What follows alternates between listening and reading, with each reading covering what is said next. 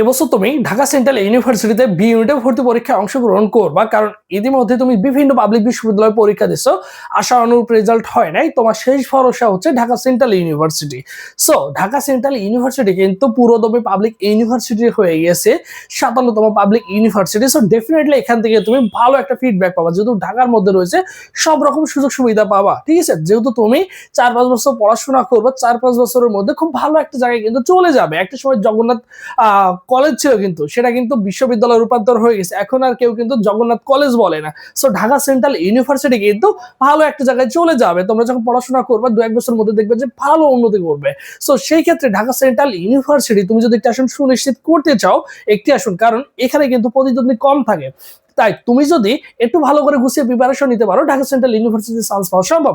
So আজকে কথা বলবো ঢাকা সেন্ট্রাল ইউনিভার্সিটি বি ইউনিটে তুমি কিভাবে একটি আসন সুনিশ্চিত করতে পারবা, বা বি ইউনিটের জন্য তুমি কিভাবে প্রিপারেশন নিবা, যা তোমার জন্য অত্যন্ত গুরুত্বপূর্ণ।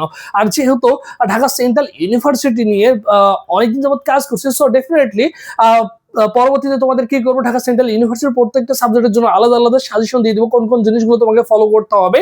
কারণ ঢাকা সেন্ট্রাল ইউনিভার্সিটির আমাদের একটা অনলাইন এক্সাম ব্যাচ ছিল বিগত বছরে, অসংখ্য ছেলে মেয়ে কিন্তু ঢাকা সেন্ট্রাল ইউনিভার্সিটির চান্স পেয়েছে, প্রায় 700+ স্টুডেন্ট কিন্তু চান্স পেয়েছে ঢাকা সেন্ট্রাল ইউনিভার্সিটি। এই ভিডিওর কমেন্ট বক্সে কিছু অংশ দেওয়া আছে, তুমি চাইলে দেখে নিতে পারো কত মার্কে কত পজিশনে ঢাকা সেন্ট্রাল ইউনিভার্সিটিতে তারা চান্স পেয়েছে, সুন্দর করে দেওয়া আছে দেখবা।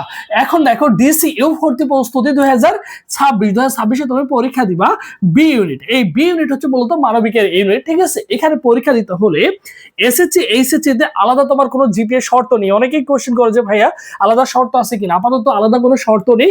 তোমার যদি দুইটা মিলে 6 থাকে তাহলে তুমি কিন্তু এখানে পরীক্ষা দিতে পারবে ঢাকা সেন্ট্রাল ইউনিভার্সিটি। এই রিকমেন্ড গুলো কিন্তু দেখা যাচ্ছে আস্তে আস্তে পরবর্তীতে তারা কি করতে পারে, বৃদ্ধি করতে পারে, যখন প্রতিযোগী বেশি হবে, চাপ বেশি থাকবে। যেহেতু এখানে অনেক প্রতিষ্ঠান, আসন সংখ্যা যেহেতু হিউজ পরিমাণ, প্রায় বি ইউনিটে আসন সংখ্যা প্রায় 4473 প্লাস মাইনাস আসন সংখ্যা রয়েছে। দেখো হিউজ পরিমাণ আসন সংখ্যা রয়েছে, জিএসটি তুলনায় কিন্তু অনেক বেশি আসন সংখ্যা রয়েছে। তাই তুমি চাইলে কিন্তু এখানে একটা আসন কি করতে পারো, অবভিয়াসলি একটা আসন সুনিশ্চিত করতে পারো। এখানে কিন্তু সেকেন্ড টাইম আছে, হ্যাঁ অবশ্যই তুমি কিন্তু এখানে সেকেন্ড টাইম পরীক্ষা দিতে পারবা। এরপর দেখো নেগেটিভ মার্ক আছে। নেগেটিভ মার্ক কত? নেগেটিভ মার্ক হচ্ছে 0.25 করে। পাস মার্ক কত? 100তে যদি তুমি 40 মার্ক পাও তাহলে তুমি পাস বলে গণ্য হবা। ঠিক আছে, কারেন্ট চলে গেছে, বিদ্যুৎ চলে গেছে, সারা বাংলাদেশে কিন্তু বিদ্যুৎ সংকট এই মুহূর্তে। এরপর দেখো 100 মার্কের পরীক্ষা হবে, বাংলায় 25, ইংরেজিতে 25, সাধারণ জ্ঞানে হচ্ছে কত 50। টোটাল তোমাদের কত মার্কের পরীক্ষা হবে? টোটাল তোমাদের কিন্তু 100 মার্কের পরীক্ষা হবে। বিষয়টা ক্লিয়ার? এরপর দেখো এই যে তোমরা যে প্রিপারেশনটা নিবা, কি কি বই পড়তে হবে, দেখো এক্সট্রা করে তোমাকে আর কোনো বই কিনতে হবে না। তুমি কি করবা, তোমার বাংলা যে বই আছে অ্যাডমিশনের জন্য, তুমি প্রিভিয়াস জিএসটি বলো, বিভিন্ন পাবলিক বিশ্ববিদ্যালয়ের জন্য যেটা পড়ছো ওইটাই ভালো করে পড়বা, ইংলিশটা পড়বা, জিকে পড়বা, প্রশ্ন ব্যাংক পড়বা, এবং বিসিএস প্রশ্ন তোমাকে কি করতে হবে, সলভ করতে হবে। কারণ তুমি তোমার চান্স পাও, তুমি যে এতদিন চান্স পাও নাই, এর মূল কারণ হচ্ছে তুমি তোমার পড়াশোনায় কিন্তু তুমি কখনো ফোকাস করো নাই। তুমি বিভিন্ন কোচিং সেন্টারে আসে কিন্তু বসেছিলা যে কোচিং সেন্টার কবে শেষ করে দেবে, সেভাবে সেদিন আমারও শেষ হয়ে যাবে।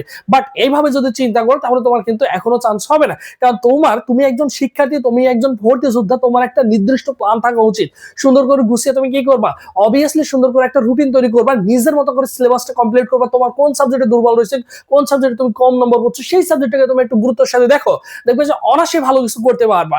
সো সেই অনুসারে ঢাকা সেন্ট্রাল ইউনিভার্সিটির জন্য তোমাকে কোন কোন টপিকগুলো পড়তে হবে, বাংলা, ইংলিশ, জিকের জন্য আমাদের সুন্দর করে একটা এক্সাম বেসের রুটিন রেডি করা। জাস্ট ওই টপিকগুলো যদি তুমি সুন্দর করে পড়তে পারো, আর আমাদের প্রত্যেকটা সাবজেক্টের জন্য আলাদা আলাদা শর্ট সাজেশন রেডি করা আছে, সেগুলো তুমি পড়বা। আর আমরা যে এখানে 100 ক্লাস পরীক্ষা দিচ্ছি, এইগুলো যদি তুমি দিতে পারো, সো ডেফিনেটলি বিগত বছর মতো এবছর তোমার দ্বারা কিন্তু চান্স পাওয়া সম্ভব। সো ডিএসইউ এক্সাম ব্যাচে তুমি কি কি পাবা, দেখো 100+ এক্সাম দিতে পারবা, সকল বিষয়ে সাজেশন পিডিএফ পাবা, প্রশ্ন পাবা, এবং কোর্স ফি দেখো, কোর্স ফি কত 200 টাকা। আর ভর্তি হওয়ার প্রসেস দেখো 01727675241।